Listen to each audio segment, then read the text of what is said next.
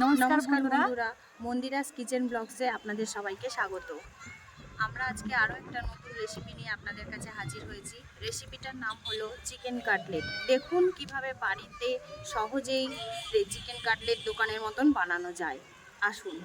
আর ভিডিওটা দেখতে থাকবেন, আর ভিডিওটা ভালো লাগলে লাইক কমেন্ট শেয়ার করতে একদম ভুলবেন না, কিন্তু নতুন নতুন ভিডিও পেতে চ্যানেলটাকে সাবস্ক্রাইব আগে করবেন আর আর আমাদের পাশে সবসময় থাকবেন।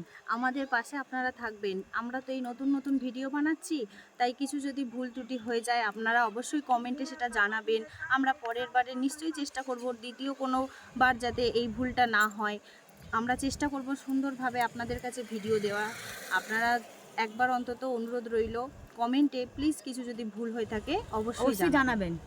আর লাইক তো কমেন্ট শেয়ার অবশ্যই করবেন। হ্যাঁ, তো চলো বন্ধুরা, রেসিপিটা আমরা আপনার কাছে শুরু করি। শুরু করি। আসুন।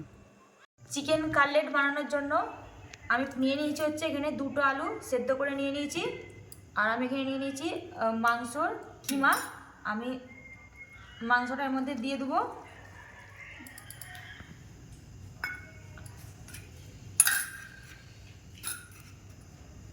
আর দিয়ে দেবো হচ্ছে পেঁয়াজ কুচি, ধনে পাতা কুচি কি, এরপর আমি কাঁচা লঙ্কা কুচো দিয়ে দেবো, কুচি করে একটা দিয়ে দেবো, জিরে গুঁড়ো দিয়ে দেবো, গোলমরিচ গুঁড়ো দিয়ে দেবো সব পরিমাণ মতো। আর এখানে আদা রসুন বাটা দিয়ে দেবো, আর লেবুর রস দিয়ে দেবো।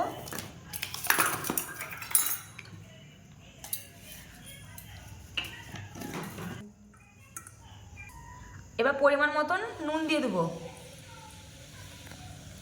আর পরিমাণ মতন একটু লঙ্কার গুঁড়ো দিয়ে দেবো। এবার সবকে ভালোভাবে একটু মাখিয়ে নেবো। ঠিক আছে, আমার ভালোভাবে এটা মাখানো হয়ে গেছে। এরপর আমি এটা আধা ঘন্টার জন্য রেস্টে চাপা দিয়ে রেখে দেবো। দেখুন বন্ধুরা, আমার আধা ঘন্টা হয়ে গেছে। এরপর আমি চিকেন কাটলেটভাবে শেপ নিয়ে নেবো। তার জন্য আমি নিয়ে নিয়েছি ওখানে 2টো ডিম আর টোস্টের গুঁড়ো আমি নিয়ে নিয়েছি। এবার আমি শেপ দিয়ে নেব। আমরা এবার কাটলেটটাকে কিভাবে শেপ দিই দেখে নাও বন্ধুরা।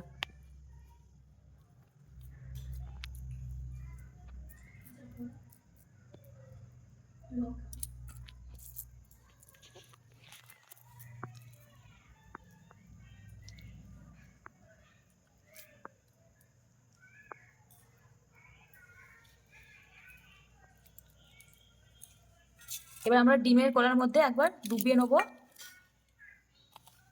তারপর আমরা আবার টোস্টের মধ্যে ভালো করে মাখিয়ে নেবো টোস্টটাকে।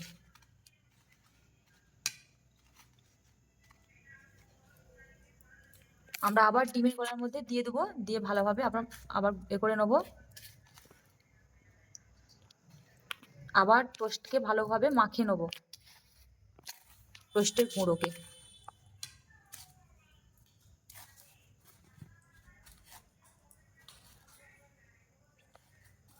দেখুন বন্ধুরা, এভাবে ভালো করে শেপ নিয়ে নেব,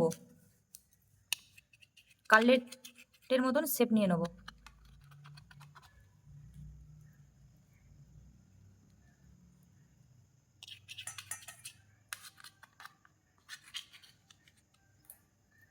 এভাবে আমরা প্রত্যেকটাকে এরকমভাবে শেপ দিয়ে নিয়ে ভালোভাবে বানিয়ে নেব। দেখুন বন্ধুরা, আমি প্রত্যেকটাকে এরকমভাবে শেপ নিয়ে নিয়েছি। আর আমার এখানে এবার কড়া গরম হয়ে গেছে।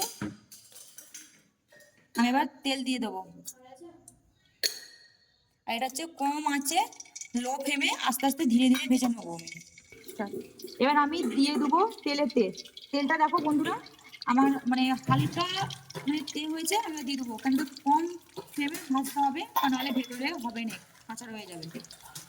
এভাবে ভেজে নেবো।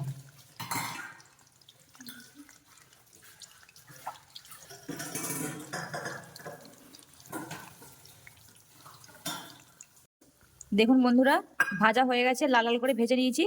এবার আমি তুলে নেব।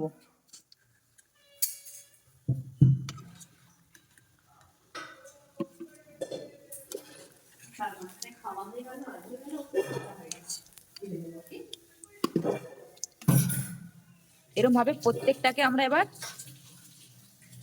এরকম ভাবে প্রত্যেকটাকে লাল লাল করে একটু ভেজে নেবো। দেখুন বন্ধুরা, আমি প্রত্যেকটাকে এরকম ভাবে প্রত্যেকটাকে ভেজে নিয়েছি। আর কেমন লাগছে বলুন। দেখুন বন্ধুরা কত সুন্দর হয়েছে ভেতরটা, দেখতে পাচ্ছ ভেতরটা কত সুন্দর হয়েছে। আপনারা বাড়িতে এভাবে বানাবেন। আর ভিডিওটা ভালো লাগলে লাইক কমেন্ট শেয়ার করবেন আর পাশে থাকবেন আমাদের।